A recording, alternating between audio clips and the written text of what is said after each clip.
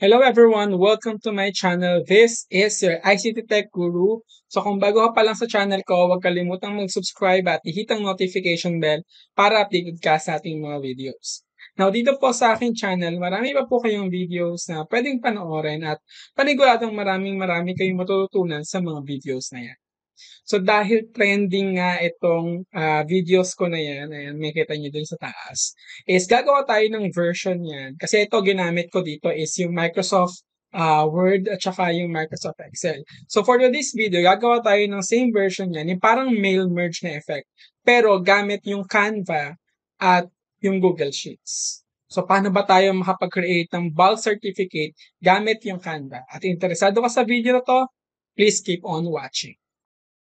Alright, so ang first thing na gagawin natin is pupunta muna tayo sa Canva.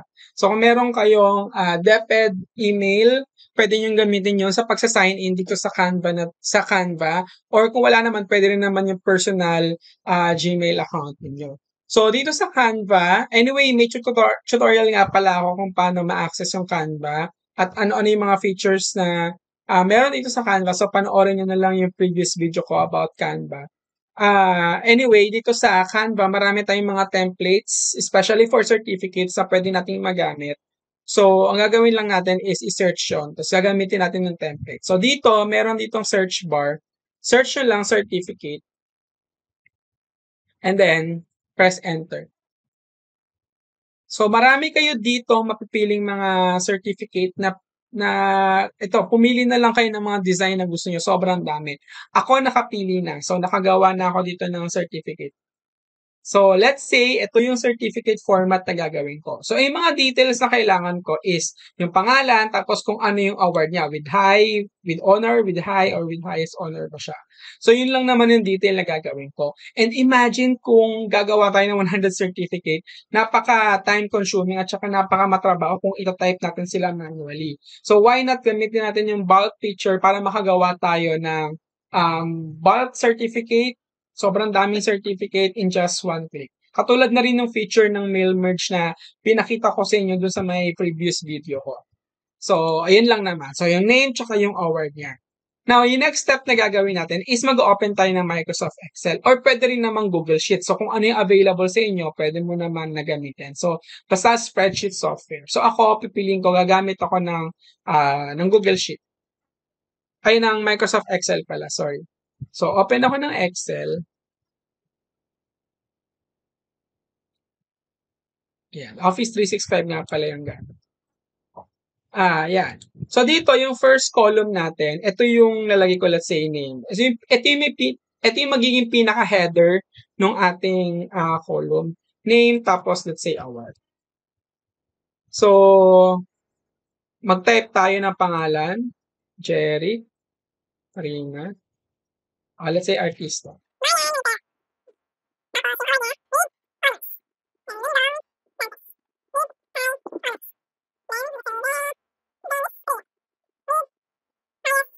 So, ang gagawin nyo lang dito sa Microsoft Excel is i-type nyo yung first row natin, that will be the heading, and then i-type nyo na ngayon yung mga students nyo, yung name, tsaka yung award nila.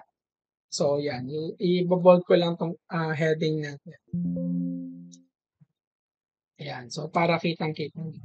So, ganyan siya. So, i-type nyo na lahat kahit 100 pa yan, 1,000 pa yan.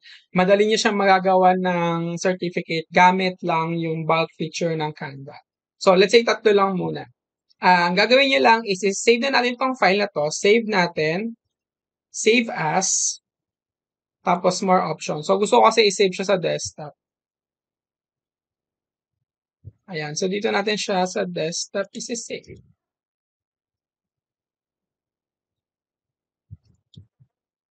Ayan. Tapos, ilalagay natin ng awardee. Award. Tapos dito sa save as file type, ang gagamitin natin dito is yung CSV file.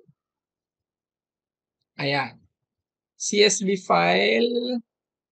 Save natin siya. Tapos, click natin save. So, CSV file na siya. So, yun ang gagawin natin. Next na gagawin natin, babalik tayo dito sa Canva. And then, punta tayo dito sa may right panel. Sa baba, meron dyang apps. And then, i-upload natin ngayon yung Microsoft Excel na ginawa natin. Again, dapat naka-CSV file siya. So, dito, scroll down nyo lang siya. Tapos, click nyo tong bulk create. Tapos, ayan. So, may dalawang option dyan. Enter data manually, tsaka upload your data. So, pag enter data manually, so pwedeng i-type mo lang dito, let's say ito ay award. Kasi ito name. So, ito, with high honors. With honors. So, manually mo siyang itatype. So, ganyan yung gagawin niya. Pero, pwede rin naman na ang gagawin natin is i-upload natin yung Excel na ginawa natin. So, upload data. So, nakalagay dyan is supported file types, yung Excel file, which is yung XLSX, CSV, and then TSV. So, CSV yung ginawa natin, di ba? Para mapakita ko lang sa inyo na pwede tayo mag-save ng Excel file dun sa other format. So, upload natin yung data. So, nandoon siya sa desktop. So, hanapin ko lang siya. Awardee. Then, click natin yung open. So, ayan. So, automatic nandito na siya. Makikita natin. So, ayan na siya. Name, tapos yung award. Tapos, pupunta tayo dito. Ayan. Sa name. Doon sa may mismong certificate natin. Right-click natin. Sorry. And then, click natin tong connect data. So, yung connect data, ilagay natin, pipili natin name kasi dito lahat, dito mapupunta yung name. So, click natin name. So, magiging ganyan na yan. And then, dito naman sa with high honors, right-click natin again, connect data, tapos yung award name. Yeah. And then, kapag tapos na tayo, let's say, kung gusto nyo, kung meron pa kayong mga pronouns, yung his, her, or kung ano-ano pa yung mga data na gusto nyo i-connect na iba-iba doon sa certificate. So, pwede nyo siyang gawin. Hindi lang siya limited sa dalawa. So, ang gawin nyo lang is mag-provide lang kayo ng mga columns para sa mga data na yan. Tapos, i-connect lang natin siya. So, in my case, sa certificate ko, dalawang data lang naman yung i-connect ko. So, kung tapos na kayo, ang gagawin nyo lang is click nyo lang continue. Ayan. So, tapos dito, meron dyan nakalagay, create pages based on the data you entered. So, yan, pwedeng, ito kasi tatlong name lang kasi yung nilagay ko, no? Tapos, yeah, pero kung hundreds na, thousands na yung certificate na gagawin nyo, yun, malilist down yun lahat. So, pwedeng i-uncheck nyo rin yung certificate or yung name na hindi nyo gagawa ng certificate. Ayan. Tapos, click nyo lang, generate the designs. And then, ayan na siya. So, automatically, mag-generate na yung mga names o yung mga certificate na yan based dun sa mga names and data na nilagay natin doon sa Excel file natin or sa CSV or sa SLX file. So, ganyan lang kadali. So, ang para din siyang mail merge yung effect niya. Pero dito kasi sa Canva, meron siyang feature na ganyan, yung bulk create.